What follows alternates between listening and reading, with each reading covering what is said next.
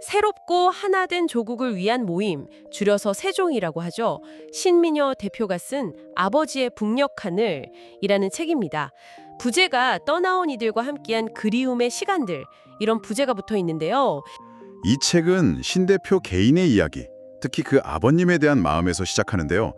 그게 결국에는 수많은 탈북민들의 삶, 그리고 세조위라는 단체의 활동으로 이렇게 이어지는 과정을 아주 생생하게 보여주고 있습니다. 네, 그냥 시간 순서대로 쭉 나열한 게 아니라 왜 이 길을 걷게 됐는지, 또 그 과정에서 뭘 느꼈는지 그런 깊은 이야기가 담겨 있다는 거죠. 그렇죠. 그래서 단순히 개인사를 넘어 우리 시대의 어떤 과제와 만나는 지점을 보여주는 기록이라고 할 수 있겠습니다. 이 책을 따라가 보면서 한 사람의 마음이 어떻게 통일운동으로 이어졌는지, 그리고 세조위가 탈북민들과 함께하면서 부딪혔던 현실적인 문제들, 또 그 안에서 피어난 희망들, 이런 다층적인 이야기들을 좀 나눠보려고 합니다. 자, 그럼 그 시작점인 아버지 이야기부터 한번 들어가 볼까요? 네, 책을 보면 통일운동에 몸담게 된 그 뿌리가 바로 아버지였다, 이렇게 말하고 있거든요. 네. 함경북도 길주 출신이신 아버님. 그 삶 자체가 어떻게 보면 분단의 아픔을 그대로 보여주는 것 같아요. 어릴 때 부모님 여의고 수의사가 꿈이셨는데 한국전쟁 때문에 모든 게 좌절됐죠. 아, 일사 후퇴 때 홀로 남쪽으로 내려오셨다고요? 네, 그 혼란기예요. 강원도에 정착하신 후에 저녁 노을 질 때마다 북녘하늘 보면서 이렇게 한숨을 깊게 쉬셨다고 해요. 근데 그 한숨의 의미를 정작 저자는 오랫동안 몰랐다고 하죠. 네, 어쩌면 그 의미를 알아가는 과정 자체가 이 모든 일의 시작이었을지도 모르겠네요. 그럴 수 있죠. 특히 그 8살 설날 아침의 기억은 정말 강렬하게 다가왔어요. 아, 그 뒷모습 이야기요. 네, 아버지를 찾으러 갔다가 뒷마당에서 혼자 북녘하늘 보면서 눈물 흘리시는 걸 본 거죠. 그 모습이 평생 잊히지 않는 사진처럼 남아서 언젠가 아버지를 고향 길주 땅에 모셔야겠다, 이게 내 가장 큰 효도다, 이렇게 생각하게 됐다는 고백이 참... 그렇죠. 그 장면이 모든 여정의 시작점을 딱 보여주는 것 같아요. 아버지 성격에 대한 묘사도 좀 흥미롭지 않나요? 농사일은 서툴러서 헛농사꾼 소리 들으셨다는데. 아, 맞아요. 근데 또 땅을 근본으로 여기시고 자식들한테도 늘 땅 딛고 살라고 하셨다고. 네. 그리고 마을 초등학교 세우는데 앞장서시고 이런 공동체 일에도 열심히셨고요. 또 자식들한테 북녘 가족들 이름, 고향 주소, 집안 내력 같은 걸 계속 외우게 하셨다는 거. 뿌리를 잊지 말라는 거죠. 네. 이런 모습들이 그냥 한 개인의 성품을 넘어서서 나중에 저자가 세조위를 이끌어가는 방식에도 좀 영향을 주지 않았을까? 그런 생각도 들더라고요. 저도 그런 생각했어요. 공동체를 중요하게 생각하고 근본을 잊지 않으려는 그런 태도들이요. 맞아요. 아버지와의 그 마지막 약속 이야기는 정말 가슴이 뭉클했어요. 아, 임종 직전에 그 길주 출신 탈북민 여성분 만나게 해드린 거요? 네. 아버지가 평생 그리워한 고향 출신인데다 또 아버지가 못 이룬 수의학을 공부한 분을 어렵게 찾아서 병원으로 모시고 갔잖아요. 근데 그 만남 이후에 아버지가 며칠 동안 식사를 전혀 못 하셨다는 대목에서는 아, 정말 고향에 대한 그리움이 얼마나 깊었을까 싶더라고요. 그렇죠. 그 마음이 오죽했을까요? 결국 임종 순간에 저자가 아버지께 약속하잖아요. 북한 사촌들 다 데려와서 잘 살게 하고 통일되면 할아버지 할머니 산소도 이장해드리겠다. 네. 아버지는 눈물 흘리시면서 편안히 눈 감으셨다고. 이 약속이 그냥 딸로서의 마지막 다짐, 이걸 넘어서서 저자의 남은 삶 전체를 이끌어가는 어떤 사명, 방향이 된 거죠. 그래서 이 책 자체가 그 약속을 어떻게 지켜왔는지 보여주는 희망 보고서이자 앞으로도 지키겠다는 서양문, 이렇게 말하고 있잖아요. 그 무게가 참 느껴집니다. 네, 그렇습니다. 아버지에 대한 마음이 씨앗이었다면 구체적인 길을 열어준 계기가 또 있었죠. 홍사덕 전 의원의 책 나의 꿈, 나의 도전과의 만남이요. 아, 네. 그 책을 읽고 세조위 회원이 되면서 이제 본격적인 활동을 시작하게 되신 거죠? 여기서부터는 이제 개인적인 동기를 넘어서 어떤 조직적인 활동, 공적인 영역으로 나아가는 거네요. 맞습니다.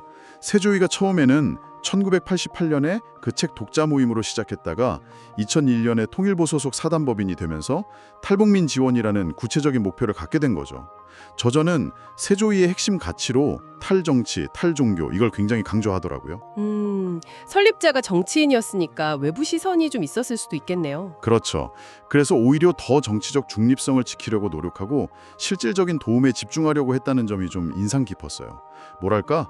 화려하게 드러내기보다는 사회에 꼭 필요한 소금 역할을 하겠다 이런 다짐이 엿보이죠. 설립자의 영향력 아래서 어려움도 물론 있었겠지만 그분의 넓은 시야나 또 어려운 이웃을 외면하지 않는 마음 같은 걸 배우면서 단체를 키워왔다고 하더라고요.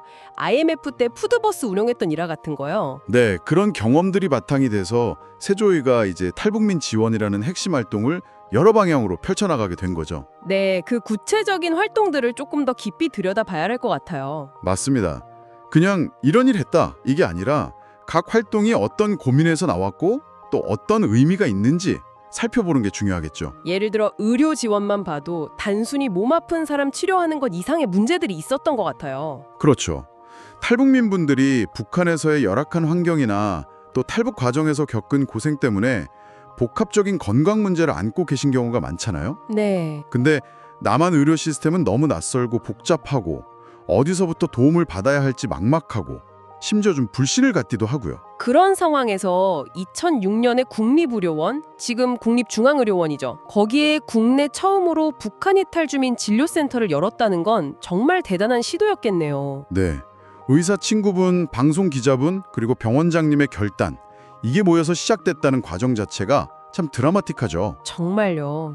근데 여기서 중요한 건 단순한 진료 연계를 넘어서 탈북민 출신 상담원 분들이 상주하면서 그야말로 가족처럼 돌봤다는 점이에요. 아, 탈북민 출신 상담원들이요. 네, 병원 안내나 통역, 서류 처리 지원은 기본이고 입원하면 돌봄 제공하고 수술할 땐 보호자 역할도 하고 심지어 연고 없는 분들 장례까지 치러줬다고 하니까요. 와, 이건 정말 그냥 의료 지원이 아니라 깊은 어떤 인간적인 연대네요. 그렇죠. 이 모델이 나중에 전국 5개 병원으로 확대됐다는 건 그만큼 필요하고 효과적이었다는 증거겠죠. 여기서 중요한 건 시스템을 만드는 것만큼이나 그 안에서 일하는 사람들, 특히 같은 경험을 가진 탈북민 상담원들의 역할이 얼마나 중요했는지를 보여준다는 점인 것 같아요. 몸의 치료만큼이나, 아니 어쩌면 더 중요할 수도 있는 게 마음의 상처 치유일 텐데요. 세조위는 코칭이라는 기법을 도입했다는 점이 좀 눈에 띄었어요. 네, 맞아요.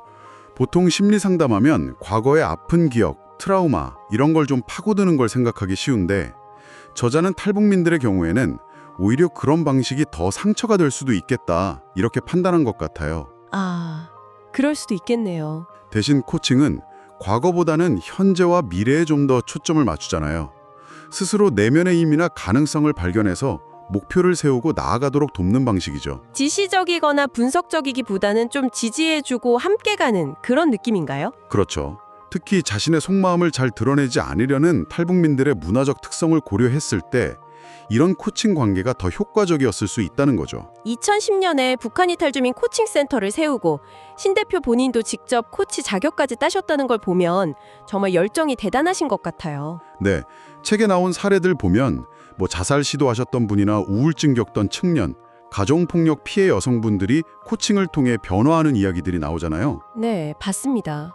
그게 코칭의 실제적인 효과를 보여주는 거죠. 특히 나는 행복하면 안 돼요 라고 말하는 탈북민들의 죄책감 문제. 이건 정말 많은 생각을 하게 만들더라고요. 맞아요. 북한에 가족을 두고 왔다는 죄책감? 나만 살아남았다는 그런 마음 때문에 스스로 행복할 자격이 없다고 생각하는 거잖아요. 네, 이게 그냥 개인적인 감정 문제를 넘어서서 남한 사회 정착 전체에 영향을 미치는 거죠. 소극적이게 만들고요. 세조위가 이 문제를 정면으로 다루면서 책까지 냈다는 건 그만큼 심리적인 장벽 해소가 중요하다고 본 거네요. 그렇죠.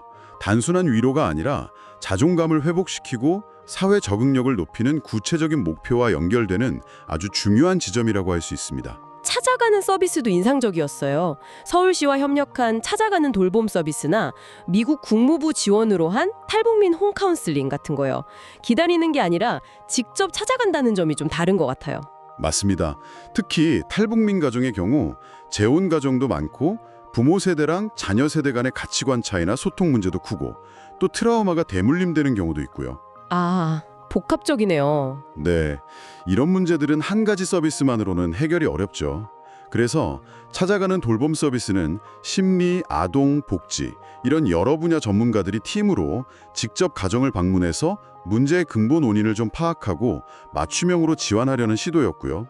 홈 카운슬링은 여기서 더 나아가서 세조위에서 양성한 탈북민 코치가 동료 탈북민 가정을 찾아가서 상담과 코칭을 하는 거예요. 아, 코치다 탈북민이군요. 네, 그러니까 수혜자 입장에서는 심리적 안정과 지지를 받고 코치 입장에서는 자신의 전문성을 살려서 일자리도 얻게 되는 그런 선순환 구조를 만들려고 한 거죠. 와, 이건 정말 지원 효과도 높이고 커뮤니티 내부 역량도 키우는 되게 전략적인 접근이네요. 그렇죠. 남북 주민이 직접 만나서 서로 삶의 이야기를 나누는 생애 나눔 대화 프로그램도 흥미로웠어요. 독일 동서 포럼을 모델로 했다고요? 아주 사소해 보이는 일상 이야기부터 시작해요. 뭐 어릴 때 놀이, 학교 생활, 음식, 가족 이야기 같은 거요. 별칭 쓰고 편안한 분위기에서 하다 보니까 자연스럽게 서로의 다름보다는 같음을 발견하게 되는 거죠. 물론 그 과정에서 오해나 갈등도 있었겠죠. 당연하죠. 책에도 나오잖아요. 이한영 피격 사건 언급 때문에 분위기가 좀 싸늘해졌다거나 탈북 과정을 너무 쉽게 말하는 듯한 발언 때문에 긴장이 흘렀던 이야기요. 네네.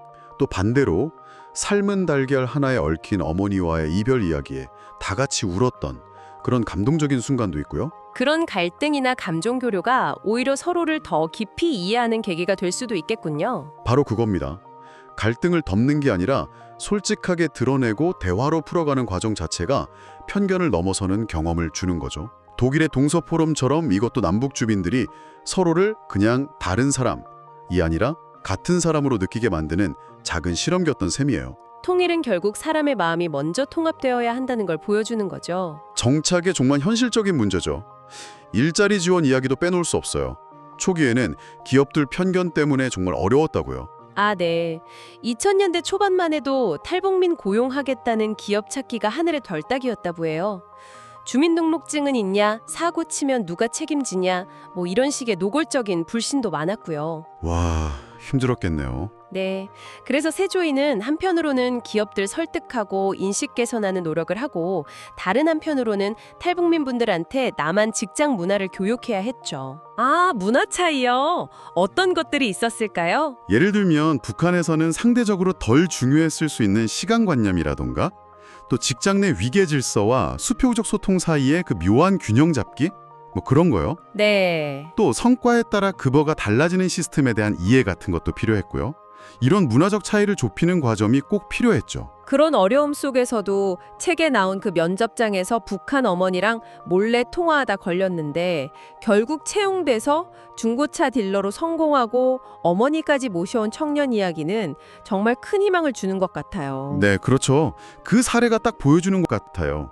일자리가 단순히 돈 버는 수단을 넘어서 개인의 자존감을 세우고 가족과 다시 만나고 또 사회 구성원으로 당당히 서게 하는 발판이 된다는 걸요. 네, 정말 상징적인 이야기네요. 그리고 세조위의 역할이 단순히 일자리를 연결해 주는 데 그치는 게 아니라 탈북민들이 직장에 잘 적응하고 오랫동안 성장할 수 있도록 계속 지원하고 관리하는 것까지 가야 한다는 걸 보여주는 것 같아요.